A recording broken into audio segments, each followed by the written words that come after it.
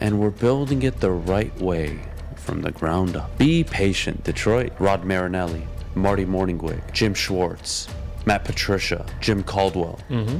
All savants that will go down in the history of the NFL as some of the greatest coaches to ever coach in the NFL. Please don't tell this city to be patient in a league that punishes those who wait. You can call in about the Pistons' loss last night, or maybe, just maybe, you came across in your timeline or your news feed about Sheila Ford Hamp's comments. That was interesting. On the current state of affairs for the Detroit Lions. Confidence in the regime, confidence in the front office, the coaching. Saying it was a complete teardown.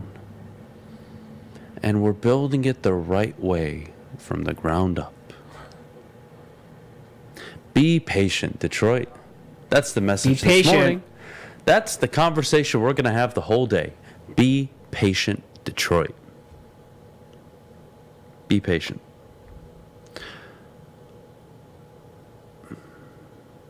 You know, I sympathize a little bit with Sheila, actually, this morning.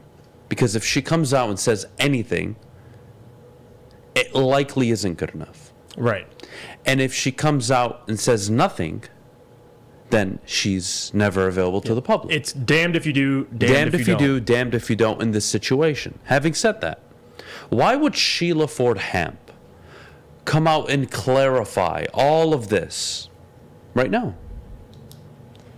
Is it because they are 1-5? Because I don't think she's making public comments if they're 3-3.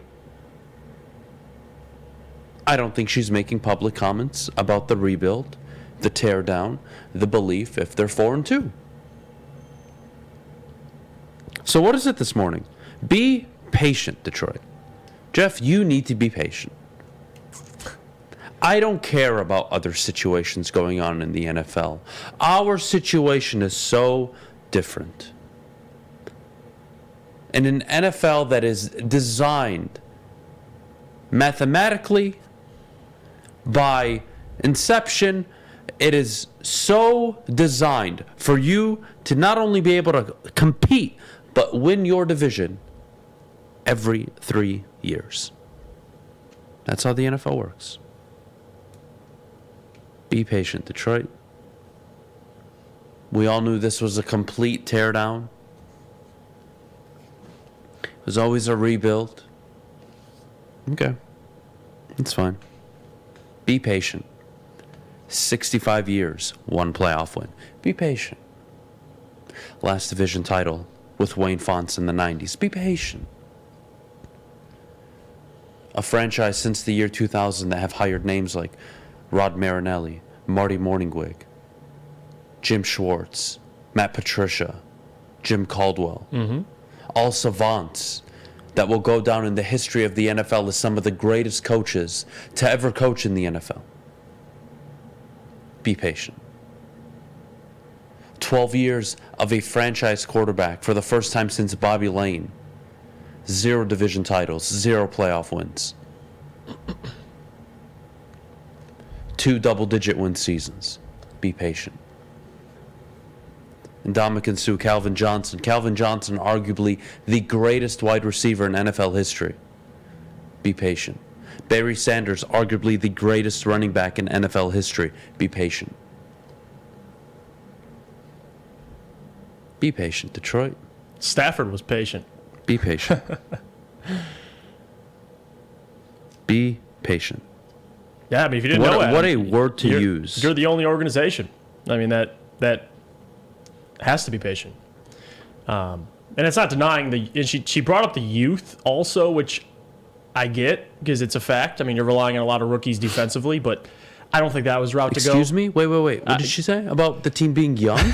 Excuse me? She said it's not an excuse, it's a fact. It is a fact. It is a fact. It is a fact that the Dallas Cowboys, the Philadelphia Eagles. Do I really have to pull this up right now? Like, you guys want to start with me this morning? Well, You want to know what other teams are? The 10 youngest teams in the NFL right now. The Browns, the Lions, the Cowboys, the Jaguars, the Giants, the Falcons, the Chiefs, the Panthers, the Eagles, and the Rams. Those are the 10 youngest teams in the NFL right now. That's not an excuse. That's a fact. Oh. The one that stands out to me is the Falcons. I still can't get over that. I mean,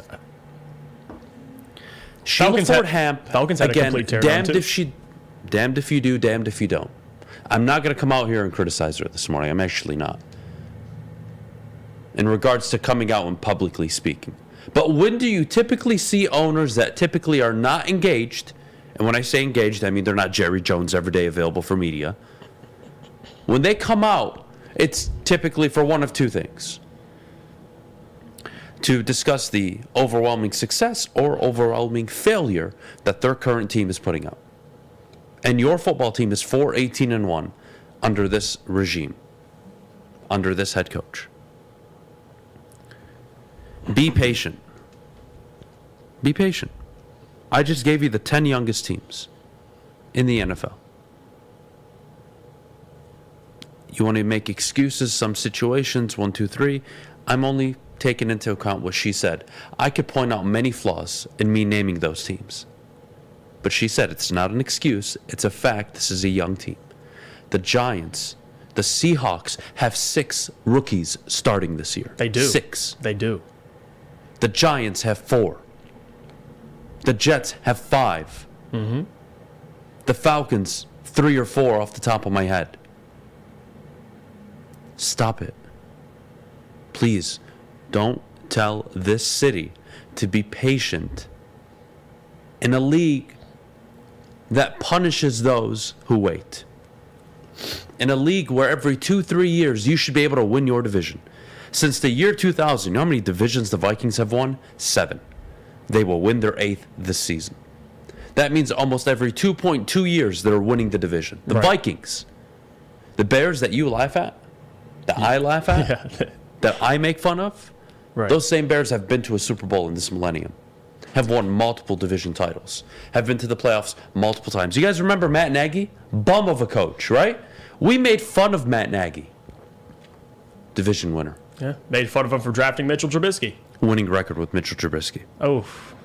Let me show you how this works, guys. And we're going to take callers all morning long to get your thoughts. But I'm going to read off this list for you.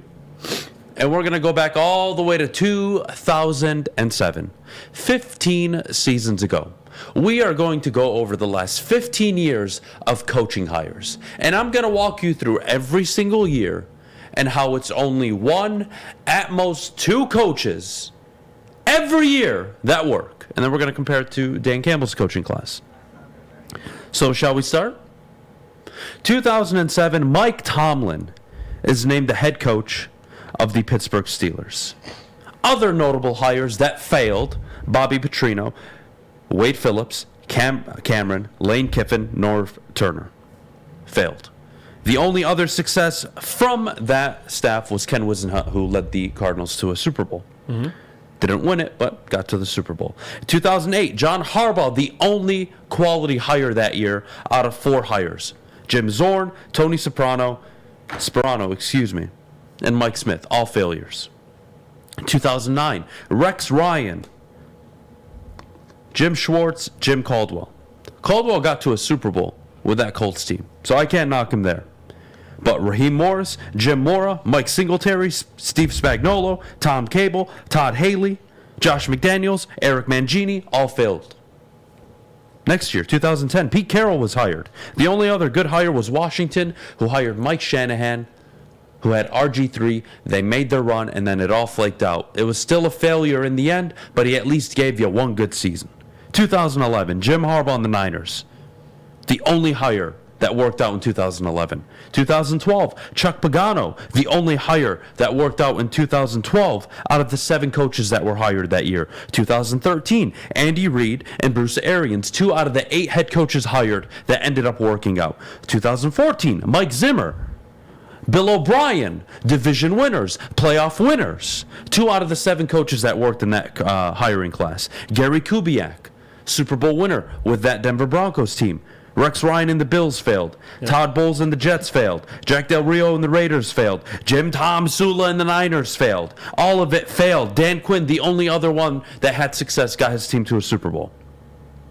Doug Peterson, major success in 2016. Everybody else completely sucked. Adam Gase, Hugh Jackson, Chip Kelly, Dirk Cutter, Mike Malarkey, and Ben McAdoo. Remember Ben McAdoo? We made fun of Ben McAdoo. Yeah, we did. 2017, the greatest coaching staff to come out in the last 20 years. Sean McVay, Sean McDermott, Kyle Shanahan. But that was 3 out of the 7 coaches that were hired that year.